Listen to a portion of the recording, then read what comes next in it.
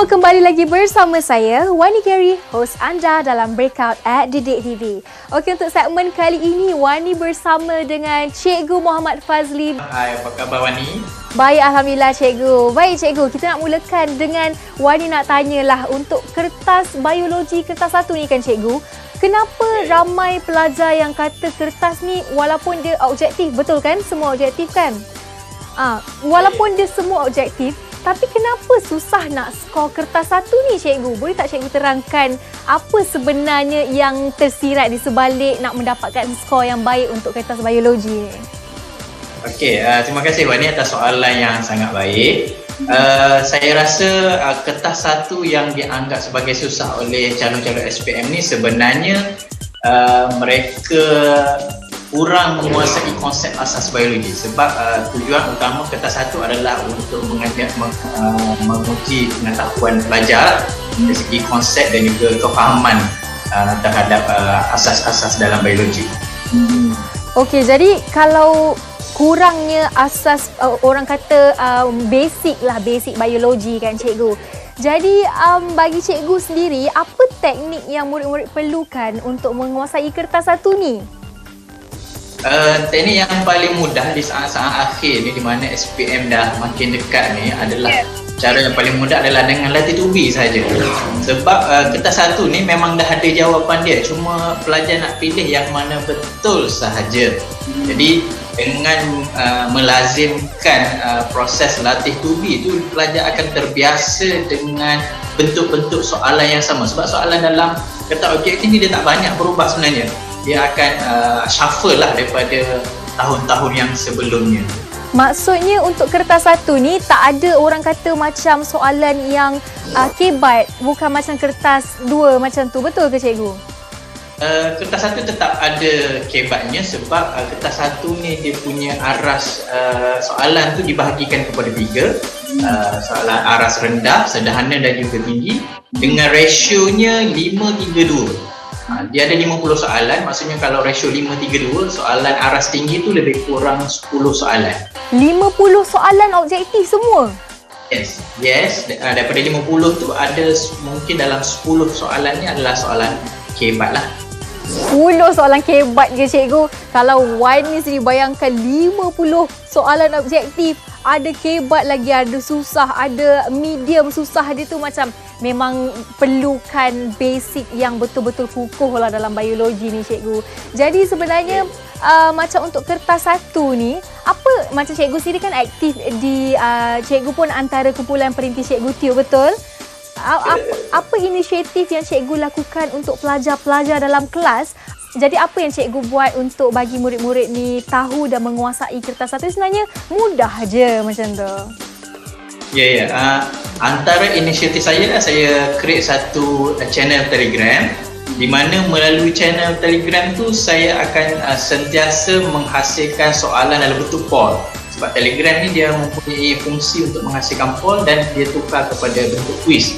Jadi bila saya hasilkan soalan objektif dalam bentuk quiz, setiap kali pelajar menjawab dan jawapannya salah, dia akan display reason kenapa jawapan yang betul tu dikira sebagai betul. Kiranya poll tu Cikgu buat untuk dalam berapa soalan tu selalunya? Sekurang-kurangnya 5 soalan sehari, di mana saya ambil soalan tu daripada soalan SPM tahun-tahun lepas lah, supaya pelajar terbiasa dengan format dan bentuk soalan SPM sebenar. Faham. Jadi itulah dia kawan-kawan, untuk kertas 1 ni sebenarnya kita kena lebih kepada latih tubi dan kena tahu asas biologi. Dan Cikgu, untuk kertas 1 dan kertas 2 ni, dia markah tu dia akan gabung ke dia asing-asing untuk biologi? Sebenarnya biologi ni ada tiga kertas, di mana ada kertas 1, kertas 2 dan juga kertas 3. Semua markah tu akan digabungkan sekali, di mana kertas 1 50 markah, kertas 2 100 markah dan kertas 3 50 markah. Jadi dia gabungkan semua jadi 200 dan dia bahagikan dengan 2 lah, dapat 100 markah. Okey, jadi untuk kertas 1 50 soalan, ada lagi 2 kertas 2 dan kertas 3. Jadi kalau nak dapat markah ni, kena skor kertas 1 dulu Cikgu, paling penting, baru dapat skor markah selebihnya, betul tak? Ya, betul. Sebenarnya kertas 1 adalah kertas yang paling mudah untuk pelajar dapat markah sebenarnya, termasuk kertas 3. Jadi antara kertas yang pelajar perlu skor untuk lulus dan juga untuk dapatkan A, memang dia kena skor kertas 1 dan juga kertas 3. Sebab dia punya lubuk markah tu ada kat situ. Dan kertas 1 ni sebenarnya dia memberikan gambaran awal untuk soalan kertas 2 dan juga soalan kertas 3. Maksudnya tu macam mana cikgu? Murid-murid dah boleh tahu apa akan keluar kertas 2 ke macam mana? Kertas 1 ni dia semua tajuk 15 tajuk yang ada dalam biologi tu dia keluar. Kemudian biasanya soalan yang ada, contohnya soalan kebat dan sebagainya yang ada dalam kertas 1 tu dia memberi gambaran soalan-soalan yang bakal keluar dalam kertas 2. Jadi maksudnya dengan pandukan kertas 1 pelajar dah boleh tahu dah gambaran kertas 2 ni soalan dia tajuk apa yang akan keluar. Itulah biasanya lah.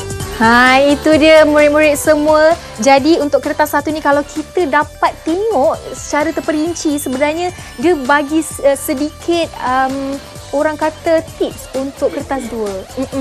Apa yang akan keluar untuk kertas 2. Tapi sekarang ni kita akan saksikan dulu perkongsian daripada Cikgu Fazli kita. Jom kita saksikan.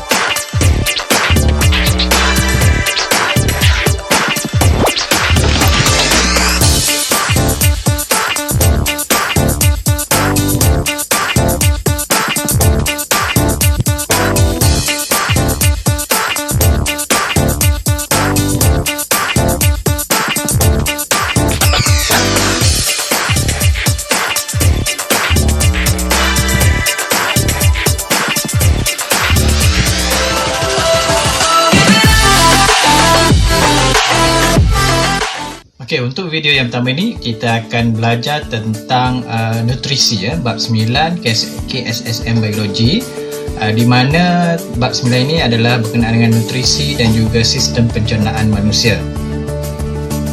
Okey, subtopik yang pertama untuk bab 9 ini adalah 9.1, iaitu mengenali sistem pencernaan manusia. Okey, standard pembelajaran yang pertama adalah mengenal pasti struktur sistem pencernaan manusia. Pernahkah anda terfikir apa yang berlaku pada makanan kita apabila kita makan? Okey, sebelum kita cerita dengan lebih lanjut, marilah kita sama-sama mengenali sistem pencernaan manusia. Okey, sistem pencernaan manusia ini kita boleh bahagikannya kepada dua bahagian. Okey, bahagian yang pertamanya adalah salur alimentari. Okey, manakala bahagian yang keduanya adalah kelenjar pencernaan. Okey, kita tengok bahagian yang pertama. Kita tengok bahagian yang pertama pada sistem pencernaan manusia, iaitu salur alimentari. Ianya bermula daripada mulut, seterusnya ke dalam rongga mulut yang mengandungi gigi dan juga lidah. Kemudian makanan akan melalui esophagus, seterusnya ke bahagian perut. Okey, kemudian turun ke usus kecil, di mana usus kecil ini terbahagi kepada tiga, iaitu duodenum, yang keduanya adalah jejunum, dan yang ketiganya adalah ileum. Dan seterusnya bahagian yang paling bawah adalah usus besar yang terdiri daripada kolon dan juga rektum. Okey, bahagian yang kedua pula terdiri daripada kelenjar pencernaan. Kelenjar pencernaan ni ada 4 semuanya, iaitu yang pertama kelenjar ileum, yang keduanya adalah kelenjar gastrik, yang ketiganya pankreas, dan yang keempat kelenjar intestin. Okey, apakah itu kelenjar pencernaan? Kelenjar pencernaan ini adalah sejenis tisu ataupun organ yang merembeskan jus pencernaan, di mana jus pencernaan ini membantu proses pencernaan. Okey, sebagai contoh, kelenjar liur menghasilkan air liur, manakala kelenjar gastrik menghasilkan jus gastrik.